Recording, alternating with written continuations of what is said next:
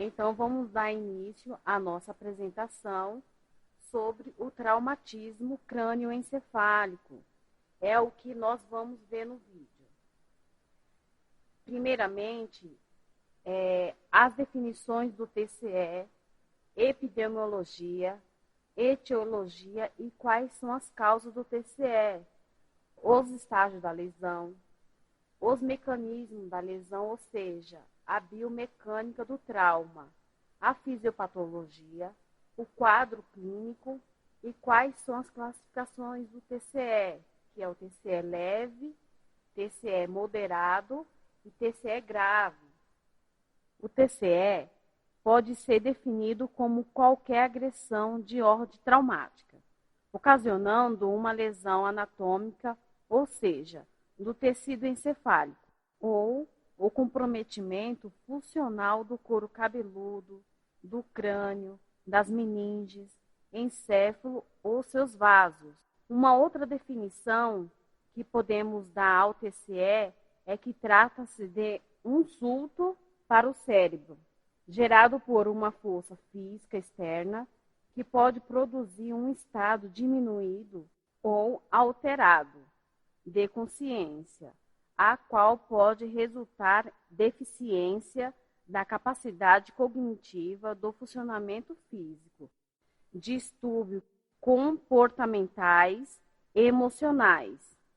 Os aspectos epidemiológicos trata das principais causas de morte de pessoas jovens, entre 5 e 44 anos, a 10% das mortes dessa população.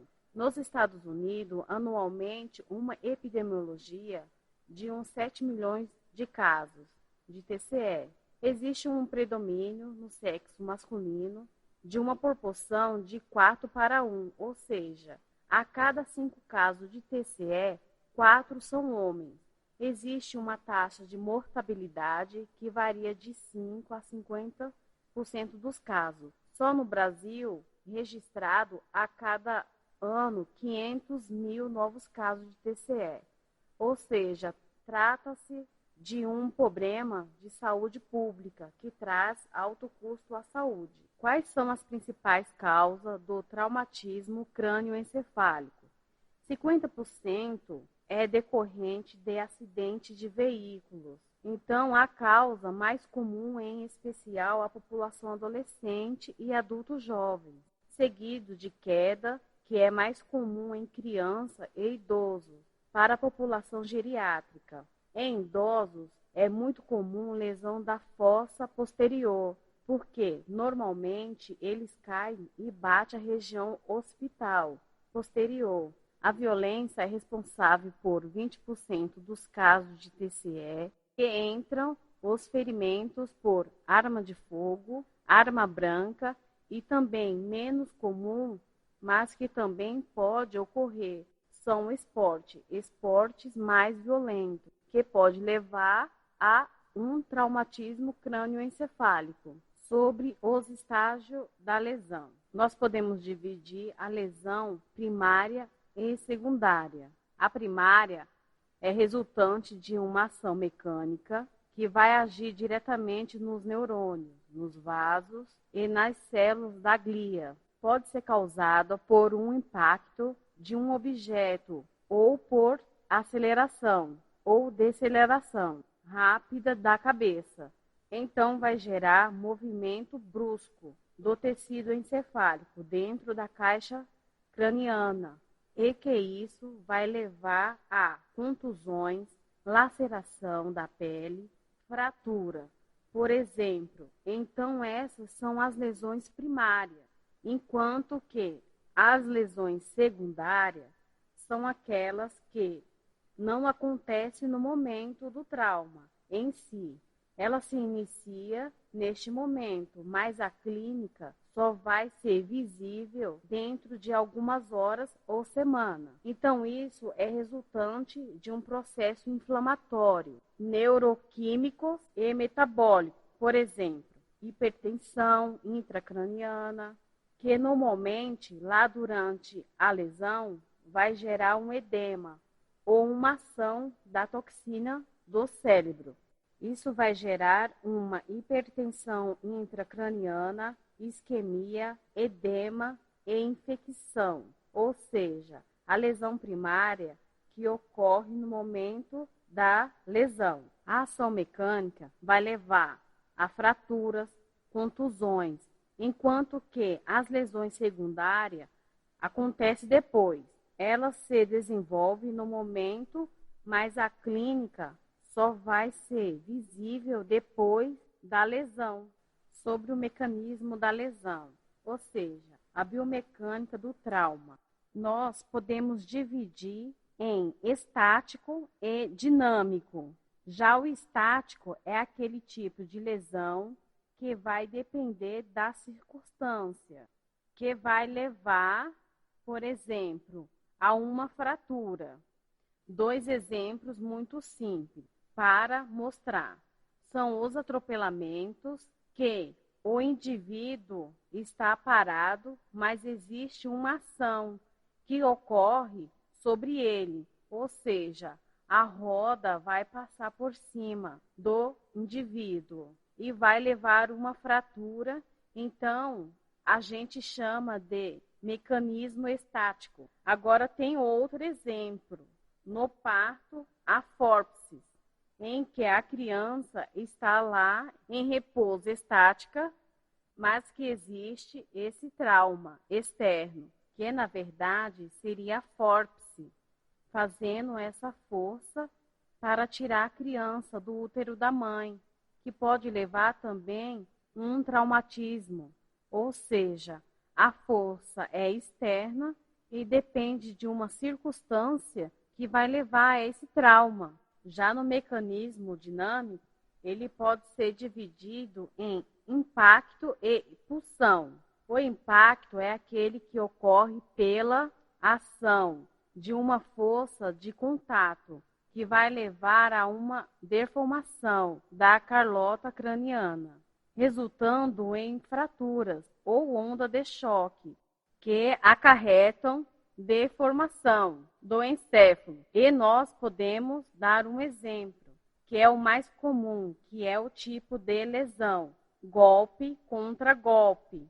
Tem uma pessoa dirigindo, por exemplo, e bate o carro, ou seja, uma força de contato aconteceu.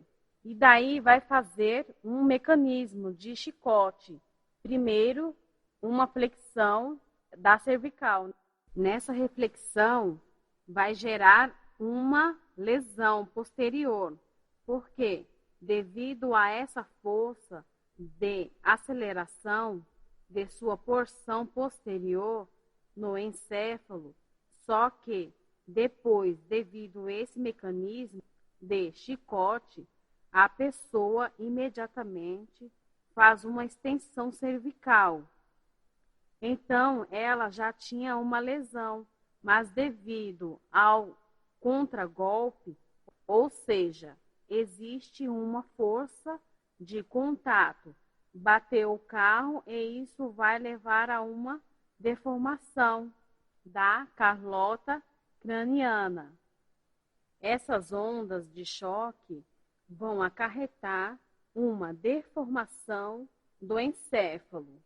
E essa deformação que vai levar à lesão.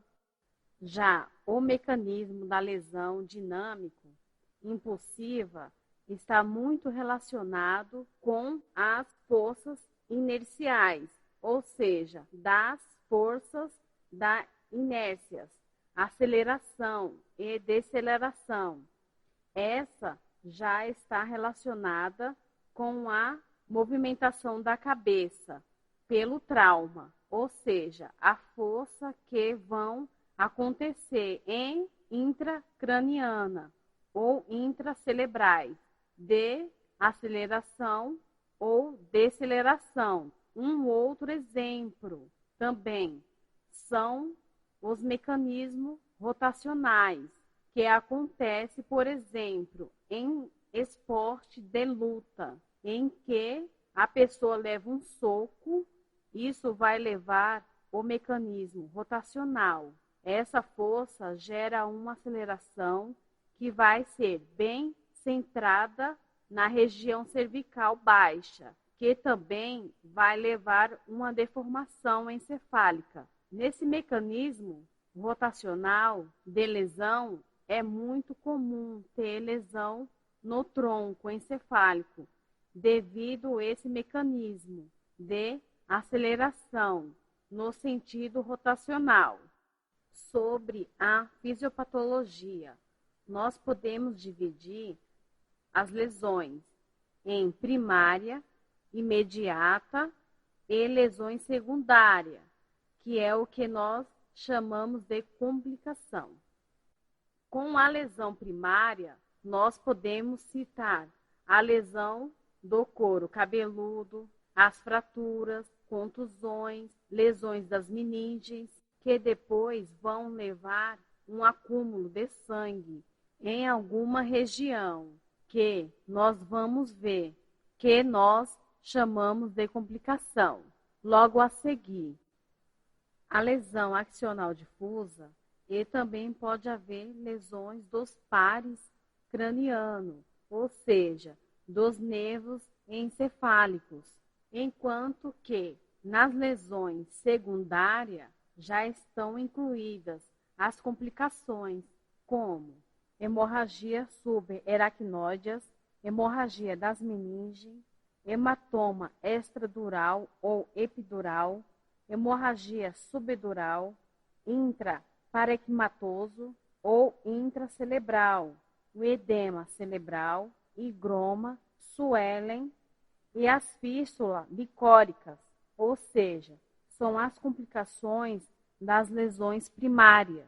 No quadro clínico, vai depender da região cerebral encefálica que vai ter sido comprometido, mas no geral o TCE vai levar uma aceleração do nível de consciência, podendo levar até o coma. Então, nós utilizamos a escala de coma de Glasgow para avaliar o nível de consciência. Pode levar a uma hipertensão intracraniana, um déficit de motor, que pode ser no momento da lesão ou tardio, devido àquelas complicações que nós vimos posteriormente. Esse déficit de motor, ele vai depender da região, a quadriplegia, monoparesia, dependendo da gravidade, da extensão da lesão. Pode levar também alterações da sensibilidade, alteração do tipo frontal, que é muito comum encontrar paciente pós-TCE muito agitado devido a essa lesão, ao trauma, que levou a uma aceleração do tipo frontal e fica muito agitado. Alteração dos reflexo profundo, que pode ter uma hiperreflexioma, uma reflexiva, dependendo da fase da lesão, podendo ter também fotomotor, por isso que nós sempre avalia a pupila em paciente neurológico, podendo ter também disfunções autonômicas, como circulatórias, sudorese, entre outros, além de alterações do ritmo e do padrão respiratório devido à lesão. E quando a gente pensa em sequela, e o que o indivíduo vai levar para a vida dele pós-lesão, isso vai depender do manejo, da extensão da lesão, que tem que avaliar a cada caso, individualmente. E isso também depende de outros fatores, como idade, enfim. E como nós classificamos o traumatismo crânioencefálico? Nós utilizamos a pontuação do paciente na escala de coma de Glasgow, que vai de 3 a 15. Quanto menor a pontuação, mais grave o paciente está. O paciente que tem uma pontuação de 13 a 15, nós classificamos como um TCE leve, enquanto que na pontuação de 9 a 12 é um TCE moderado e de 3 a 8 é um TCE grave. Lembramos que pontuação de 8 já indica intubação. Então, nós, profissional, sabe que é um paciente mais grave, devido à pontuação ser baixa.